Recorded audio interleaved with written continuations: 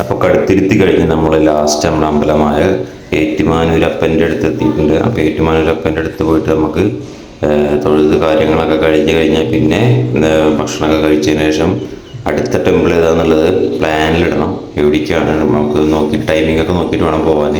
അപ്പോൾ അതാണ് ഏറ്റുമാനൂരപ്പൻ്റെ അമ്പലം, ഏറ്റുമാനൂരപ്പൻ. അപ്പോൾ അതാ അങ്ങനെ 3 അമ്പലങ്ങൾ ഞങ്ങൾക്ക് ഒരു ദിവസം കൊണ്ട് കവർ ചെയ്യാൻ പറ്റി. വൈക്കം, കടുത്തുരുത്തി, ഏറ്റുമാനൂർ. ഇനി ഇവിടുന്ന് അടുത്ത ടെമ്പിളിലോട്ട് പിടിക്കാം. അമ്പലമൊക്കെ നല്ല സ്റ്റൈലൻ അമ്പലമാട്ടോ, നല്ല അടിപൊളി അമ്പലം. അപ്പോൾ അടുത്തത് നമ്മൾ എങ്ങോട്ടാണ് എന്നുള്ളത് തീരുമാനിച്ചിട്ടില്ല. ഏറ്റുമാനൂരപ്പൻ്റെ അടുത്ത് നിന്ന് തൊഴുതിറങ്ങിയതിന് ശേഷം വേണം അടുത്ത അമ്പലം പ്ലാൻ ചെയ്യാനായിട്ട്. ഈ അമ്പലം നല്ല അമ്പലമായിരുന്നു. ഞങ്ങൾ വന്ന സമയത്തൊക്കെ ഭയങ്കര നടയടയ്ക്കുന്ന ടൈമായതുകൊണ്ട് ഭയങ്കര ചെണ്ടമേളവും കാര്യങ്ങളൊക്കെ ഉണ്ടായിരുന്നു. അപ്പോൾ ഏതായാലും ഈ 3 അമ്പലം നമുക്കൊന്ന് തൊഴാൻ പറ്റി.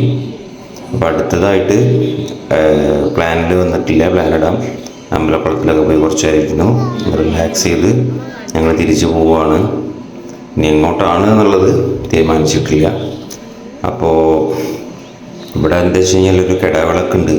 ആ കിടാവിളക്കുന്ന് അതിൻ്റെ കരി എടുത്തിട്ട് നമ്മൾ എന്ത് ചെയ്യാം, കണ്ണിലെഴുതാം.